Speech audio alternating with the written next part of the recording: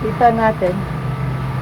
Ito po, ang gagawin po natin dahil ito po ay nabagsakan at mababa ito. Ano, hindi pantay, hindi satisfied yung may-ari. Kailangan to bubunutin itong poste niya, tsaka idediretso ko. Okay?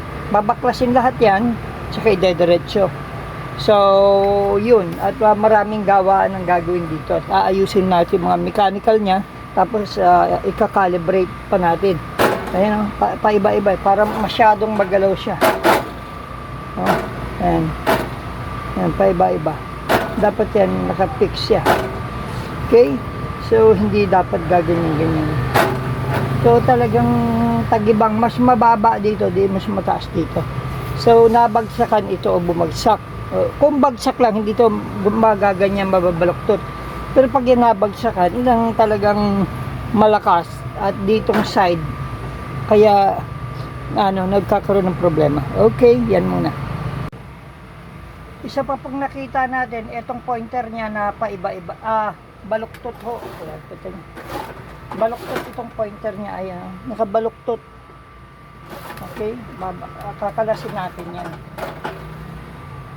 Okay, isa pa hong nakita natin dito, ayan ang kalog. Hihigpitan natin doon sa ilalim. Kalog siya. Yan, kakalasin natin.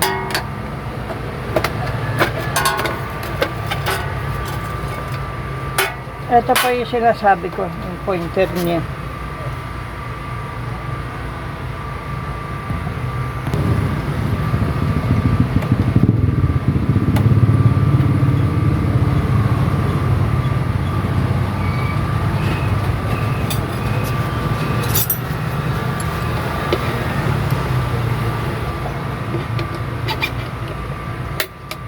Ito, ayan. Balubaloktot. Kaya ayusin natin. Ayan, okay na, naayos na natin.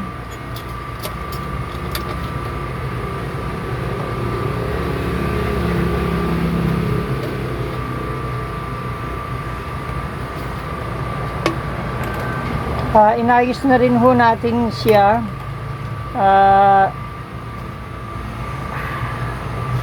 Kumbaga ito, pantay na po siya.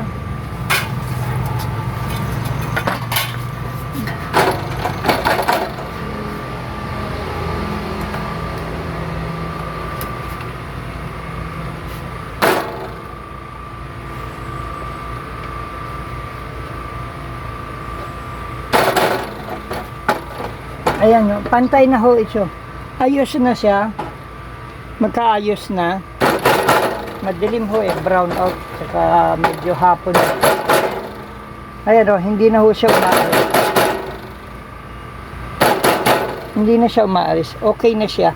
So, ikakalibrate na lang natin para malaman natin kung ayos na siya. Kung nakakalibrate ba o hindi. Balik na natin to.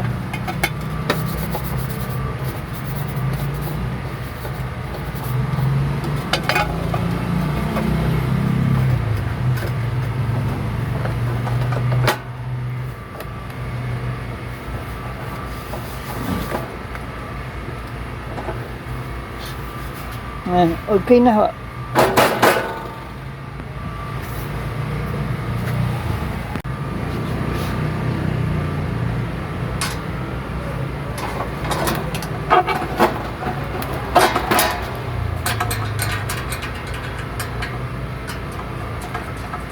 Madilim at brown out.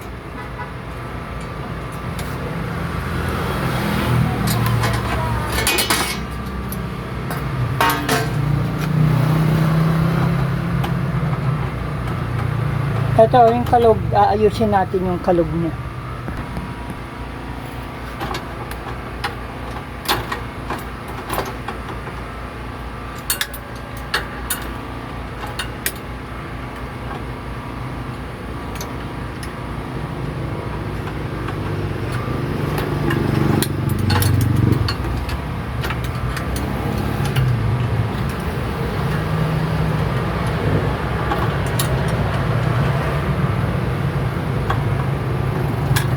Hindi nahigpitan ng todo yan nung gumawa. Ngayon, ayos na siya, hindi nakalog. Balik na natin.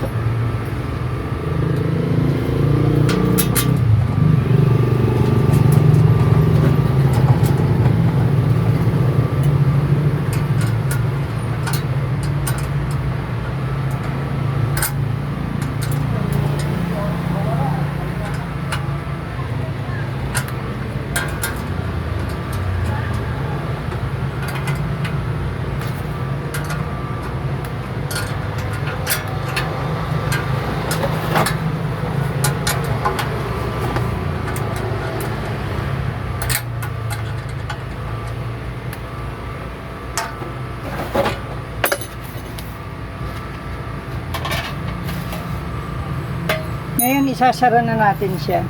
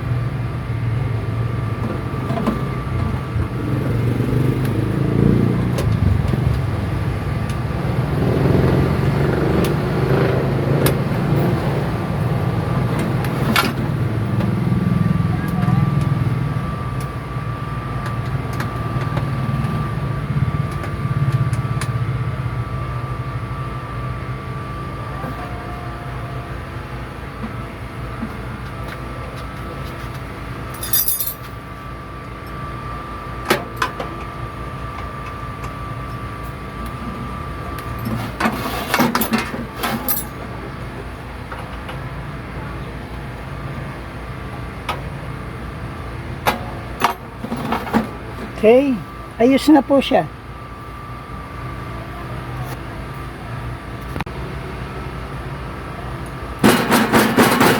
Okay na.